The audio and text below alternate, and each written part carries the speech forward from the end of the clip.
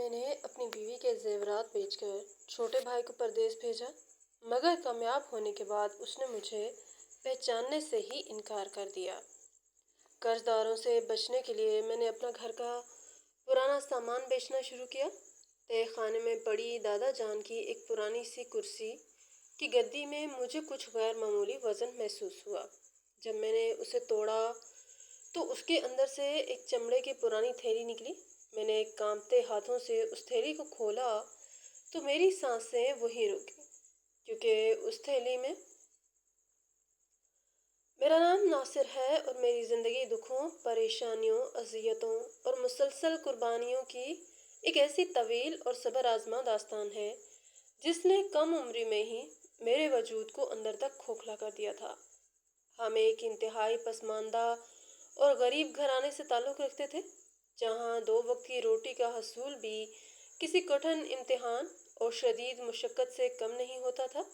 ہمارے پاس دنیاوی مال و اسباب کے نام پر صرف ایک پرانی بسیدہ اور خستہ حال حویلی تھی، جو ہمیں ہمارے دادا جان، جن کا نام ہاشم تھا، ان کی وراثت میں ملی تھی۔ دادا جان اپنے وقت کے ایک انتہائی نیک، دیانتدار، ایماندار اور خاموش طبع انسان تھے، جنہوں نے اپنی ساری زندگی انتہائی سادگی، محنت اور قناعت کے ساتھ گزاری تھی۔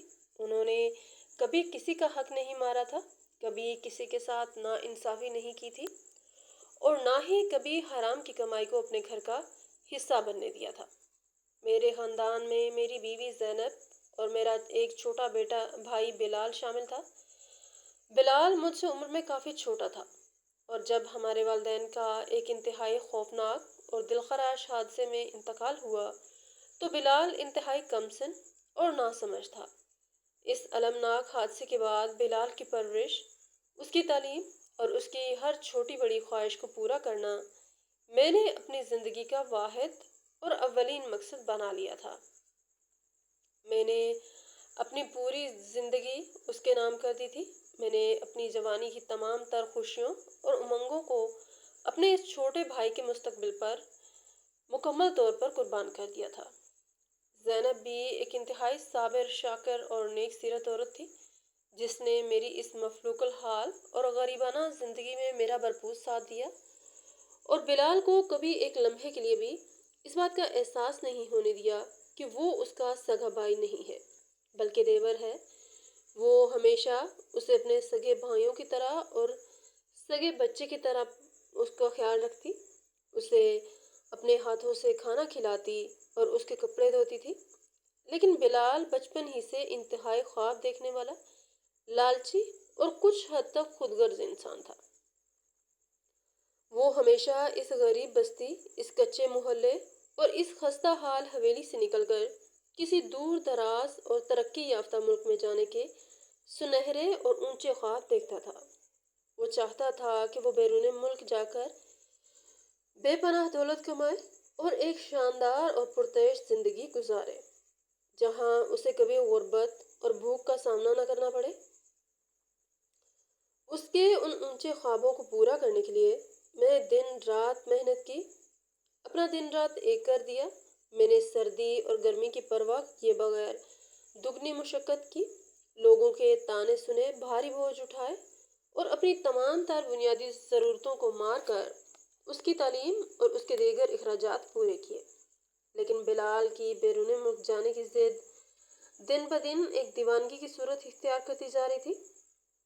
اس کا کہنا تھا کہ اس ملک میں رہ کر بھی وہ کبھی بھی اپنے ان اونچے اور سنہرے خوابوں کی تعبیر حاصل نہیں کر سکتا، اس لیے اسے ہر صورت میں اور کسی بھی قیمت پر پردیس جانا ہے۔ بیرون ملک جانے کے لیے اور سفری اجازت نامہ حاصل کرنے کے لیے ایک انتہائی خطیر اور بھاری رقم کی ضرورت تھی، جو مجھ جیسے غریب اور مزدور انسان کے لیے جمع کرنا کسی ناممکن معجزے سے کم نہیں تھا۔ میں نے اپنی تمام تر جمع پونجی اکٹھی کی اور اپنے تمام جاننے والوں، دوستوں اور رشتہ داروں کے سامنے ہاتھ پھیلائے، لیکن کسی نے بھی میری مدد نہ کی۔ ہر طرف سے مایوسی، دھتکار اور اندھیرے کے سوا کچھ نہیں ملا۔ بلال کی مایوسی، اس کی جھنجھلاہٹ اور اس کا غصہ دیکھ کر میری بیوی زینب نے ایک انتہائی عظیم اور ناقابل فراموش قربانی دینے کا فیصلہ کیا۔ زینب کے پاس اس کے والدین کی طرف سے دیے گئے کچھ پرانے اور خاندانی سونے کے زیورات موجود تھے جو اس نے اپنی شادی کے دن پہنے تھے اور اپنی پوری زندگی انتہائی جاں فشانی سے سنبھال کر رکھے تھے۔ یہ زیورات اس کے لیے اس کی جان سے بھی زیادہ قیمتی تھے، کیونکہ ان میں اس کی مرحومہ ماں کی یادیں بسی تھی۔ یہ ان کی نشانی تھی۔ لیکن اس نے بلال کے مستقبل اور اس کے خوابوں کی خاطر بغیر کسی ہچکچاہٹ کے اپنے وہ تمام زیورات میرے حوالے کر دیے اور روتے ہوئے کہا کہ ان کو بیچ کر بلال کو پردیس بھیج دیا جائے تاکہ وہ خوش رہ سکے۔ میرے انتہائی بوجھل دل، نرم آنکھوں اور کانپتے ہوئے ہاتھوں کے ساتھ وہ تمام زیورات سونار کے بازار میں جا کر فروخت کر دیے اور ان سے ملنے والی تمام تر رقم بلال کے بیرون ملک جانے کے تمام تر انتظامات اور اس کے ہوائی سفر پر خرچ کر دی۔ بلال کا سفری اجازت نامہ اور ہوائی جہاز کا اجازت نامہ آ گیا اور وہ انتہائی خوشی اور جوش و خروش کے ساتھ ہمیں الوداع کہہ کر پردیس روانہ ہو گیا۔ اس کے جانے کے بعد ہماری زندگی مزید کٹھن اور مشکل ہو گئی، کیونکہ ہم نے اپنا سب کچھ اور گھر کی واحد جمع پونجی اس پر داؤ پر لگا دی تھی۔ شروع کے کچھ مہینوں میں بلال نے وہاں جا کر انتہائی محنت کی اور وہ ہمیں خطوط کے ذریعے اپنی خیریت اور اپنی جدوجہد کے بارے میں بتاتا رہا۔ وہ اپنے ہر خط میں ہم سے وعدہ کرتا تھا کہ جیسے ہی اس کے حالات بہتر ہوں گے وہ ہمیں اس خستہ حال حویلی سے نکال کر ایک انتہائی شاندار مکان میں لے جائے گا اور ہماری تمام تر محرومیوں اور دکھوں کا ہمیشہ کے لیے ازالہ کرے گا۔ لیکن وقت گزرنے کے ساتھ ساتھ انسان کی نیت اور اس کی خصلت کس طرح بدلتی ہے، اس کا اندازہ مجھے بلال کے بدلتے ہوئے رویے سے ہونے لگا۔ چند سالوں کی مسلسل محنت اور جدوجہد کے بعد بلال کو پردیس میں ایک انتہائی شاندار اور پرکشش ملازمت مل گئی تھی۔ اس کا کاروبار چل نکلا اور اس نے وہاں بے پناہ دولت، شہرت اور عزت کما لی۔ اس کی زندگی مکمل طور پر بدل گئی اور وہ ایک انتہائی پرتعیش اور شاندار زندگی گزارنے لگا۔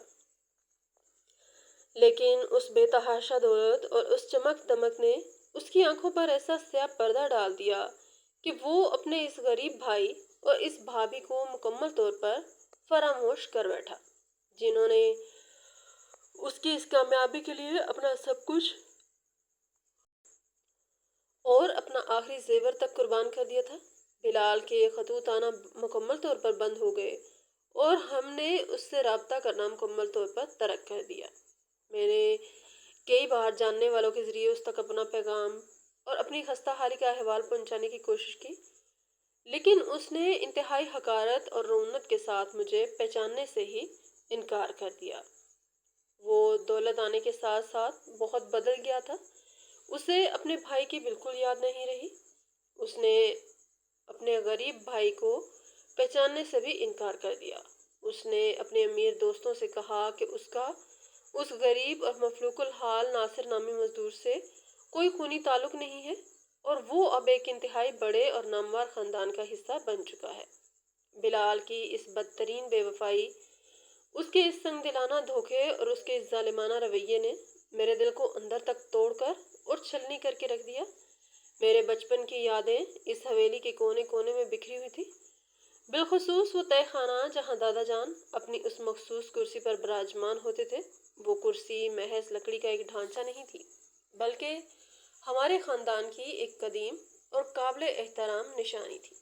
دادا جان اکثر اس کی موٹی اور کھردری گدی پر ہاتھ پھیرتے اور انتہائی پر اصرار مسکراہٹ کے ساتھ کہتے کہ یہ کرسی ہمارے خاندان کا سب سے بڑا اثاثہ ہے، جسے صرف ایک سچا اور مخلص وارث ہی سنبھال سکتا ہے۔ ان کی ان باتوں کا مطلب اس وقت میری کم سن اور نادان عقل سے بالکل بالا تر تھا۔ میں اکثر اس کرسی کے پاس کھیلتا اور اس کے مضبوط پایوں کو چھوتا تو مجھے ایک عجیب سا سکون ملتا، لیکن حالات کی ستم ظریفی اور وقت کی بے رحمی نے ان تمام خوبصورت اور معصوم یادوں کو غربت کی ایک انتہائی گہری اور تاریک کھائی میں دفن کر دیا تھا۔ بلال کی پردیس روانگی کے بعد میری مشقت میں کئی گنا اضافہ ہو گیا تھا۔ میں نے شہر کے سب سے مشکل اور جان لیوا کام اپنے ذمے لے لیے تھے۔ میں تپتی ہوئی دھوپ میں بھاری پتھر اور اینٹیں اٹھاتا، جس سے میرے ہاتھوں میں چھالے پڑ جاتے اور خون بہنے لگتا، لیکن جب بھی میرے قدم تھکتے تو مجھے بلال کا وہ مسکراتا ہوا چہرہ اور اس کے سنہرے خواب یاد آ جاتے تھے، اور میں اپنے درد کو بھول کر دوبارہ اس کٹھن مزدوری میں جٹ جاتا۔ زینب بھی میرے اس دکھ میں برابر کی شریک تھی۔ وہ راتوں کو جاگ کر میرے زخمی ہاتھوں پر مرہم لگاتی اور مجھے تسلی دیتی کہ ہمارے یہ کٹھن دن بہت جلدی ختم ہو جائیں گے اور بلال ہماری اس بے لوث قربانی کا صلہ ضرور دے گا۔ اسے امید تھی کہ بلال شاید ہمارا احساس کر لے، لیکن جب بلال کی بے وفائی کا زہر ہمارے دلوں میں اترا تو ہماری وہ تمام تر امیدیں اور وہ سارے سہانے خواب ایک ہی لمحے میں کرچی کرچی ہو کر بکھر گئے۔ میری بیوی زینب، جس نے اپنے خاندانی زیورات اس کے لیے قربان کیے تھے، وہ بھی شدت صدمے اور دکھ سے بیمار رہنے لگی۔ ہم دونوں میاں بیوی راتوں کو اٹھ اٹھ کر روتے اور اپنی اس بدقسمتی اور اپنے اس بے لوث پیار کے اس بھیانک انجام پر زاروں قطار آنسو بہاتے۔ دوسری طرف میرے حالات دن بدن انتہائی خراب اور تشویشناک ہوتے جا رہے تھے۔ بلال کو پردیس بھیجنے کے دوران زیورات کی رقم کم پڑنے پر میں نے کچھ ظالم لوگوں سے جو بھاری قرض لیا تھا، وہ اب سود در سود بڑھ کر ایک انتہائی خوفناک اور جان لیوا پہاڑ بن چکا تھا۔ وہ قرض بہت زیادہ ہو چکا تھا اور قرض خواہوں کے رویے نے ہماری زندگی کو ایک چلتی پھرتی جہنم بنا دیا تھا۔ وہ ظالم لوگ اکثر آدھی رات کو ہمارے گھر کے کچے اور کمزور دروازے کو انتہائی زور سے پیٹتے اور ایسی غلیظ اور دل چیر دینے والی گالیاں دیتے کہ زینب خوف کے مارے کانپنے لگتی اور اپنے دونوں ہاتھوں سے اپنے کان بند کر لیتی۔ ان کی اس مسلسل دھمکیوں اور اس جان لیوا خوف نے زینب کو اندر سے مکمل طور پر توڑ دیا تھا اور وہ ایک شدید اور پراسرار بیماری کا شکار ہو گئی تھی۔ اس کے علاج کے لیے بھی میرے پاس ایک پھوٹی کوڑی موجود نہیں تھی، اور میں اپنی آنکھوں کے سامنے اپنی اس وفادار اور نیک سیرت بیوی کو موت کے منہ کی طرف بڑھتے ہوئے دیکھ رہا تھا۔ میری راتوں کی نیندیں حرام ہو چکی تھیں اور مجھے دن کے اجالے میں بھی ہر طرف گپ اندھیرا نظر آتا تھا۔ میری مزدوری کی انتہائی قلیل رقم سے بمشکل ہمارے گھر کا چولہا جلتا تھا۔ قرض اتارنا تو بہت دور کی بات تھی۔ میں نے لوگوں کی منتیں کی، ان کے قدموں میں گرا، لیکن کسی ظالم کے دل میں ذرا برابر بھی رحم نہیں آیا۔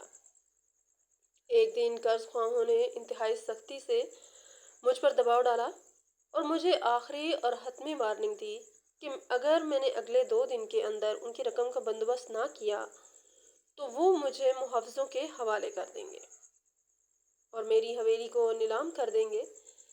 اس خوفناک اور جان لیوا صورتحال میں میرے پاس سوائے اپنے گھر کا پرانا اور بچا کچا سامان بیچنے کے اور کوئی راستہ نہیں بچا تھا۔ میں نے روتے ہوئے دل اور انتہائی مجبوری کے عالم میں گھر کے پرانے برتن، ٹوٹے ہوئے پلنگ، پرانے کپڑے اور بوسیدہ صندوق بیچنے کے لیے ایک کباڑیے کو بلایا۔ کباڑیے کو بلانے کا فیصلہ میری زندگی کا سب سے مشکل اور دل خراش فیصلہ تھا۔ میں اپنی کسی چیز کو بھی ایسے بیچنا نہیں چاہتا تھا، لیکن مجبوری کے ہاتھوں یہ بھی کرنے کے لیے تیار تھا۔ جب کباڑیا اس خستہ حال حویلی میں داخل ہوا تو اس کی آنکھوں میں ایک انتہائی حقیر اور لالچی چمک تھی۔ اس نے گھر کے ایک ایک برتن اور ہر ٹوٹے ہوئے سامان کو انتہائی حقارت سے ٹھوکر مار کر دیکھا اور کہا کہ اس کباڑ کی تو کوئی معمولی قیمت بھی دینے کو تیار نہیں ہوگا۔ اس کی یہ طنزیہ اور زہریلی باتیں میرے زخموں پر نمک چھڑک رہی تھیں، لیکن مجبوری نے میرے ہونٹ سی دیے تھے۔ میں نے اپنے آنسوؤں کو پیتے ہوئے اس کے سامنے ہاتھ جوڑے اور منت کی کہ وہ اس سامان کی کچھ تو مناسب قیمت لگا دے تاکہ میں اپنے دروازے پر کھڑے ان خونخوار اور ظالم قرض خواہوں کی بھوک کچھ حد تک مٹا سکوں۔ لیکن اس بے رحم کباڑیے کے دل میں ذرا برابر بھی کوئی رحم نہیں آیا۔ اس نے انتہائی رعونت سے اپنے قدم دروازے کی طرف بڑھائے اور کہا کہ اگر کوئی اور سامان نہیں ہے تو وہ جا رہا ہے۔ اس لمحے میری نظر اس تاریک اور گرد آلود تہہ خانے کی سیڑھیوں کی طرف گئی جہاں دادا ہاشم کی وہ پرانی اور خستہ حال لکڑی کی کرسی پڑی تھی، وہ کرسی جس کے ساتھ میری انگنت جذباتی وابستگیاں تھیں اور جو میرے دادا جان کی آخری نشانی تھی۔ میرا دل شدت غم سے پھٹنے لگا۔ میں نہیں چاہتا تھا کہ میں اپنے خاندان کی اس آخری اور قابل احترام نشانی کو یوں کوڑیوں کے بھاؤ کسی اجنبی کے ہاتھوں بیچ دوں، لیکن دروازے پر کھڑے ظالم قرض خواہوں کا خوف اور زینب کی وہ پیلی اور بیماری سے نڈھال صورت مجھے اس انتہائی اور تکلیف دہ اور کربناک فیصلے پر مجبور کر رہی تھی۔ میں نے سوچا کہ اگر آج میں نے ان ظالموں کو کچھ رقم نہ دی تو وہ میری اس خستہ حال حویلی کو نیلام کر دیں گے اور ہمیں اس کھلے آسمان کے نیچے بھوکا مرنے کے لیے سڑک پر چھوڑ دیں گے۔ میں نے کباڑیوں کو وہیں دالان میں رکنے کا اشارہ کیا اور انتہائی کانپتے ہوئے اور بوجھل قدموں کے ساتھ اس تاریک تہہ خانے کی سیڑھیاں اترنے لگا جہاں میرے دادا جان کی وہ کرسی رکھی تھی۔ تہہ خانے میں ایک عجیب سی سیلان اور پرانی لکڑی کی بو پھیلی ہوئی تھی۔ وہاں مکمل اندھیرا تھا اور میری آنکھوں سے مسلسل آنسو بہہ رہے تھے۔ میرا پورا وجود ایک شدید اور ناقابل برداشت دکھ کے مارے لرز رہا تھا۔ میں اس تاریک کونے میں پہنچا جہاں وہ کرسی رکھی تھی۔ میں نے اس کرسی پر جمی ہوئی برسوں پرانی گرد کو اپنے میلے اور پھٹے ہوئے دامن سے صاف کیا اور اس کے مضبوط پایوں پر ہاتھ پھیرا تو مجھے دادا جان کی وہ پراسرار مسکراہٹ یاد آ گئی، لیکن وقت کی ستم ظریفی مجھے اس کرسی کو تہہ خانے سے نکال کر بیچنے پر مجبور کر رہی تھی۔ میں نے اس کرسی کو دونوں ہاتھوں سے مضبوطی سے پکڑا اور اسے اٹھا کر اوپر لے جانے کے لیے قدم بڑھانے لگا۔ کرسی بہت پرانی تھی اور اس کے پائے انتہائی کمزور ہو چکے تھے۔ میں جب اسے تہہ خانے کی سیڑھیوں کے قریب لایا تو مجھے اس کرسی کی پرانی اور موٹے کپڑے سے بنی ہوئی خستہ حال گدی کے نیچے ایک انتہائی غیر معمولی اور عجیب سا بھاری پن محسوس ہوا۔ یہ وزن اس قدر زیادہ تھا کہ وہ کرسی عام لکڑی کی کرسیوں کی نسبت کئی گنا زیادہ بھاری اور ٹھوس لگ رہی تھی۔ وہ مجھ سے مشکل سے اٹھانے ہو رہی تھی۔ میرا دل انتہائی تیزی سے دھڑکنے لگا اور میرے دماغ میں ایک عجیب سی الجھن اور تجسس نے جنم لے لیا۔ میں نے کرسی کو تہہ خانے کے اسی کچے اور تاریک فرش پر رکھ دیا اور اپنی سانسوں کو قابو کرتے ہوئے اس کی پرانی اور پھٹی ہوئی گدی کو غور سے دیکھنے لگا۔ گدی کے کناروں پر لگی ہوئی میخیں مکمل طور پر زنگ آلود ہو چکی تھی اور کپڑا جگہ جگہ سے ادھڑ چکا تھا اور اس میں سے پرانی روئی جھانک رہی تھی۔ میں نے اپنے کانپتے ہوئے ہاتھوں سے اس گدی کے کپڑے کو پکڑا اور اپنی پوری طاقت سے کھینچ کر اسے پھاڑ دیا۔ جیسے ہی وہ بسیدہ گدی ٹوٹی اور اس کا اندرونی حصہ کھلا تو میری آنکھیں حیرت اور شدید ترین صدمے سے کھلی کی کھلی رہ گئیں اور میری سانسیں میرے حلق میں اٹک کر رہ گئیں۔ اس کرسی کی گدی کے بالکل درمیان میں روئی کے اندر ایک انتہائی پرانی اور مضبوط چمڑے کی تھیلی انتہائی احتیاط کے ساتھ چھپا کر رکھی گئی تھی۔ میں نے شدت جذبات سے کانپتے ہوئے اس بھاری چمڑے کی تھیلی کو باہر نکالا۔ اس تھیلی کا وزن انتہائی زیادہ تھا۔ میں نے جلدی سے اس تھیلی کے منہ پر بندھی ہوئی موٹی اور پرانی ڈوری کو تہہ خانے کی اس مدھم روشنی میں کھولا تو اندر کا منظر دیکھ کر میرے پیروں تلے سے وہ زمین ہمیشہ ہمیشہ کے لیے کھسک گئی جس پر میری ساری زندگی کی غربت اور محرومیاں کھڑی تھی۔ اس تھیلی کے اندر صدیوں پرانے انتہائی نایاب اور قیمتی طلائی سکے اور ان گنت چمکدار انمول ہیرے موجود تھے جن کی چمک اور دمک سے تہہ خانے کا وہ تاریک کونا بھی ایک عجیب سی روشنی سے جگمگا اٹھا تھا۔ ان ہیروں اور سونے کے سکوں کے بالکل اوپر ایک انتہائی پرانا اور زرد پڑ چکا کاغذ کا ٹکڑا رکھا ہوا تھا جس پر میرے دادا ہاشم کی اپنی جانی پہچانی اور کانپتی ہوئی لکھائی میں ایک پیغام درج تھا۔ میں نے انتہائی عقیدت اور روتے ہوئے اس رکے کو پڑھا جس میں لکھا تھا کہ میرے پیارے وارثوں، یہ خاندانی دولت ہے اور یہ انمول ہیرے میں نے اپنی ساری زندگی کی انتھک محنت اور دیانتداری سے جمع کیے ہیں، اور انہیں اس کرسی میں اس لیے چھپا دیا ہے تاکہ یہ اس وارث کو ملے جو اپنے برے وقت میں بھی اپنوں کے لیے قربانی دے گا، اور جو اپنے خون کے رشتوں کی خاطر اپنا سب کچھ لوٹا دے گا۔ اپنے خون کے رشتوں کی خاطر وہ قربانی دے گا۔ میری یہ خاندانی دولت اور یہ انمول خزانہ اسی صابر اور شاکر انسان کے حصے میں آئے گا جو اس کرسی کو اس کی آخری حد تک سنبھال کر رکھے گا۔ دادا جان کی یہ تحریر پڑھ کر میں تہہ خانے کے اس تنہا اور خاموش فرش پر گر پڑا اور دھاڑے مار مار کر رونے لگا۔ میں نے اس قیمتی تھیلی کو اپنے سینے سے لگا لیا اور آسمان کی طرف دیکھ کر اپنے رب کا سچے دل سے شکر ادا کیا، جس نے میری اور میری بیوی کی اس عظیم قربانی اور ہمارے ان تمام بے پناہ دکھوں کا اتنا شاندار اور ناقابل یقین صلہ دیا تھا۔ آج اس صبر اور اس بے لوث قربانی نے مجھے اس شہر اور شاید اس دنیا کے امیر ترین لوگوں کی صف میں لا کر کھڑا کر دیا تھا۔ میں نے جلدی سے اس تھیلی کو چھپایا اور اپنے آنسو صاف کرتے ہوئے تہہ خانے سے باہر آ کر کباڑیے کو واپس بھیج دیا۔ میں نے ان بے شمار ہیروں میں سے صرف ایک چھوٹا سا ہیرا بازار میں جا کر انتہائی ہوشیاری سے فروخت کیا، جس سے ملنے والی رقم اتنی زیادہ تھی کہ میں نے اپنا تمام بھاری قرض ایک ہی دن میں ادا کر دیا اور اپنی بیوی کے لیے وہ تمام خاندانی زیورات دوبارہ خرید لیے جو اس نے بلال کے لیے روتے ہوئے بیچے تھے، اور اس خستہ حال حویلی کی جگہ ایک انتہائی شاندار اور پرشکوہ محل تعمیر کروا لیا۔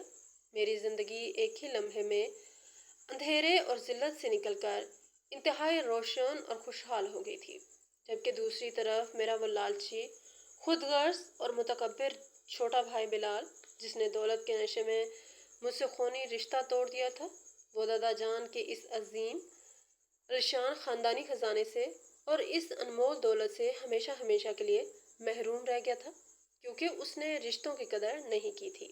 وہ صرف اور صرف دولت کے لالچ میں اپنے سگے بھائی کو فراموش کر گیا تھا۔ قدرت کا یہ انتہائی سچا اور کڑا انصاف تھا جس نے مجھے میری قربانیوں کا صلہ تہہ خانے کی اس انتہائی پرانی کرسی کی گدی میں چھپے انمول ہیروں کی صورت میں دیا، اور بلال کو اس کی ناشکری کی وجہ سے اس عظیم وراثت سے ہمیشہ کے لیے بے دخل کر دیا۔ میں نے اس کے بعد اپنی ساری زندگی انتہائی سکون اور خوشحالی کے ساتھ گزاری، اور دادا جان کی اس کرسی کو ہمیشہ اپنے اس نئے محل کے سب سے خوبصورت کمرے میں سجا کر رکھا تاکہ وہ مجھے ہمیشہ یاد دلاتی رہے کہ سچی قربانی اور ایمانداری کا صلہ قدرت کس شان اور حیران کن انداز میں دیتی ہے۔ یدی ہماری آج کی کہانی آپ کو کیسی لگی کمنٹ سیکشن میں ضرور بتائیے گا۔ اگر آپ کو ہماری ویڈیو اچھی لگی ہو تو دوسروں کے ساتھ شیئر کریں اور ہمارے چینل کو سبسکرائب کریں۔